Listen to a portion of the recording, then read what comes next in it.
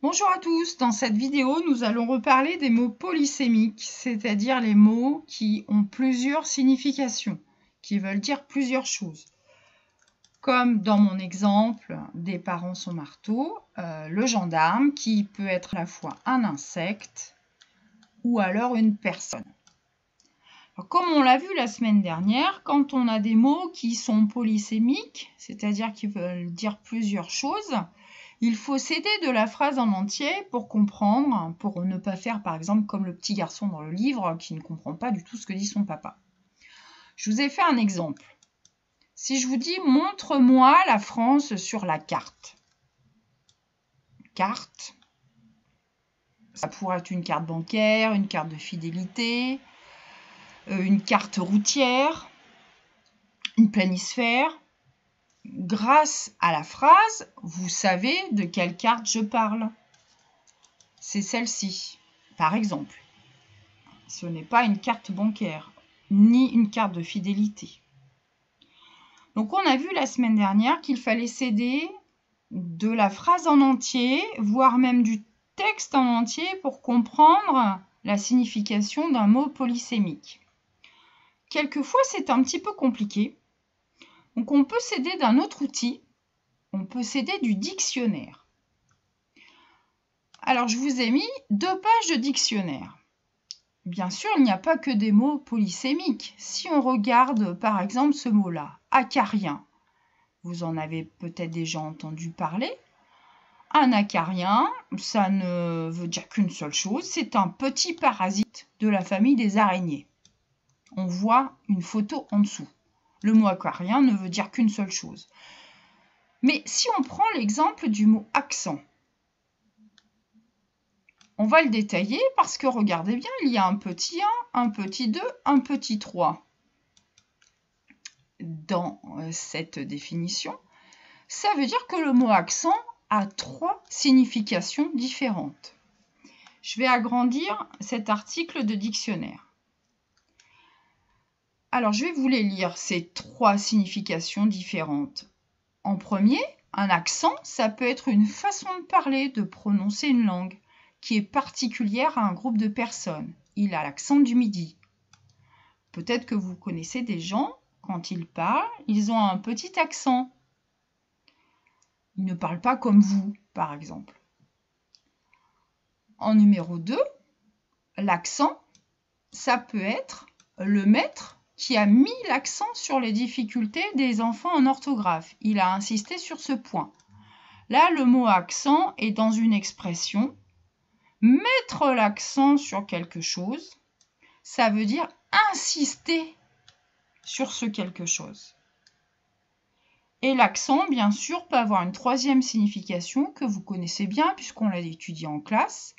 Un accent, ça peut être un signe que l'on place sur certaines voyelles, comme les E de bébé qui portent un accent aigu.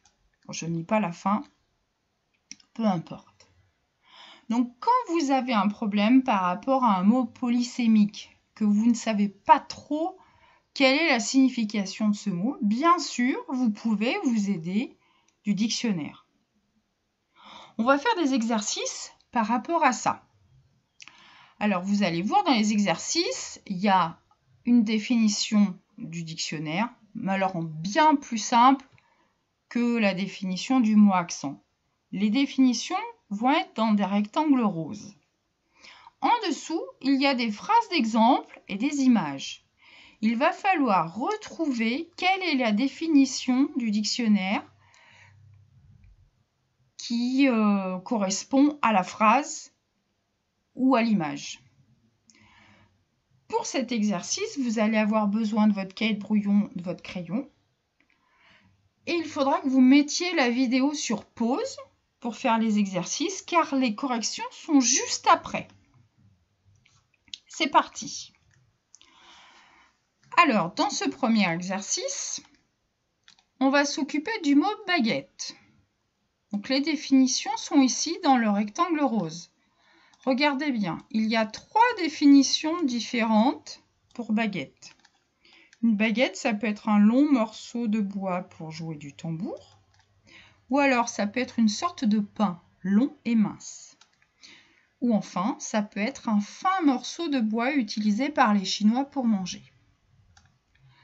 En dessous, vous voyez qu'il y a des phrases et des dessins. À côté de ces phrases et de ces dessins, il y a des ronds verts. Pour faire l'exercice, sur votre cahier de brouillon, vous allez écrire les numéros qui correspondent aux définitions, les uns en dessous des autres, ou ici à côté ou en dessous, pendant que vous aurez mis la vidéo sur pause, et après vous pourrez regarder la correction.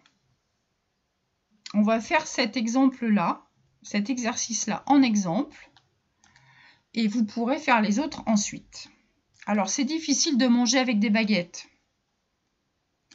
Bien sûr, baguette, manger avec des baguettes, c'est la définition numéro 3.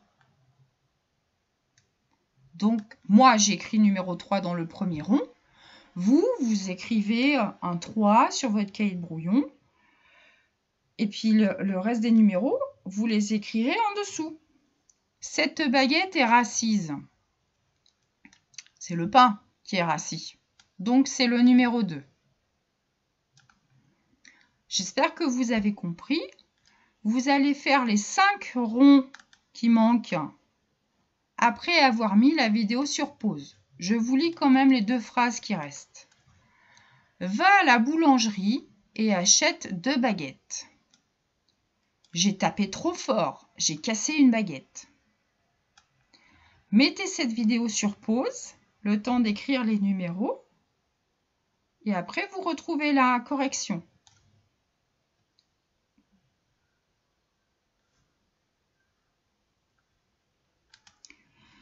Voici la correction. Vous pouvez bien sûr mettre la vidéo encore sur pause pour vérifier que vous avez juste.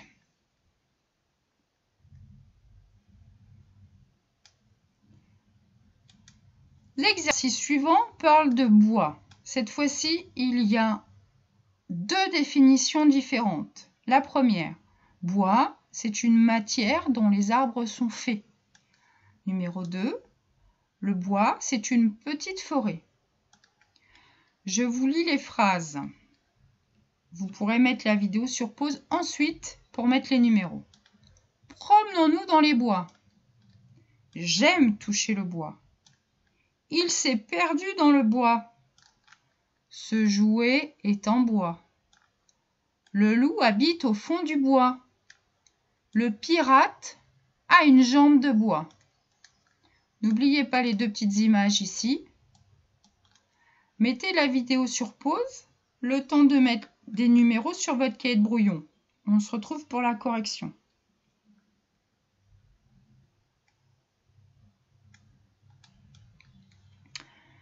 Voici la correction de l'exercice de bois.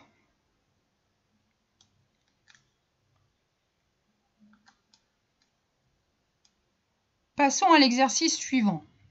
On parle de cuisine cette fois-ci. Regardez, il y a à nouveau 2 significations au mot cuisine. La première, c'est une pièce de la maison où l'on fait à manger. Cuisine, ça peut être aussi dans l'expression faire la cuisine, c'est-à-dire préparer à manger. Je vous lis les 6 phrases. Ensuite, vous mettrez la vidéo sur pause, le temps de réfléchir et de mettre vos numéros. Papa fait la cuisine.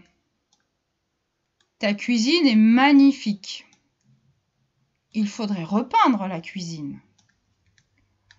Papa a refait la cuisine. Qui fait la cuisine ce soir?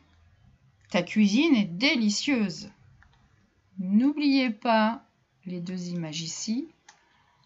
Attention, les 2 premières phrases se ressemblent beaucoup, mais elles sont très différentes dans le sens. Mettez la vidéo sur pause, le temps de réfléchir, mettre les numéros et on se retrouve pour la correction.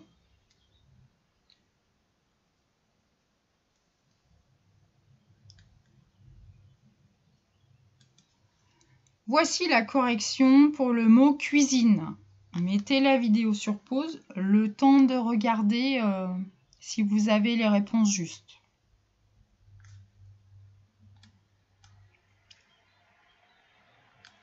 Voilà le dernier exercice. On va s'occuper du mot bouton. Alors, regardez bien, le mot bouton a 4 significations différentes. Je vous les lis. Un bouton, c'est une partie d'un appareil que l'on presse ou que l'on tourne. Un bouton, ça peut être un point rouge sur la peau. Un bouton, ça peut être un bourgeon de fleurs. C'est le moment puisque c'est le printemps. Et en quatrième, un bouton, ça peut être un petit objet rond servant à fermer un vêtement, souvent des chemises. Alors, regardez, il y a des phrases en colonne et il y a aussi 4 images. Je vous lis les phrases et après vous pourrez mettre la vidéo sur pause. Ces tulipes sont encore en boutons. Elsa a eu le visage couvert de boutons. J'ai un gros bouton sur le nez. Appuie sur ce bouton. J'ai perdu le bouton de mon pantalon. Il faut tourner ce bouton pour régler la radio. Tous ces boutons me démangent. Mettez la vidéo sur pause, le temps de réfléchir et d'écrire les numéros en colonne ou en zigzag sur votre cahier de brouillon. Et on se retrouve après avec la correction.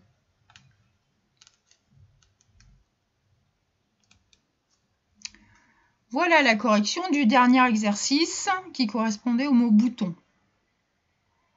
J'espère que vous avez réussi cet exercice. N'hésitez pas à me dire combien vous avez eu de réponses justes.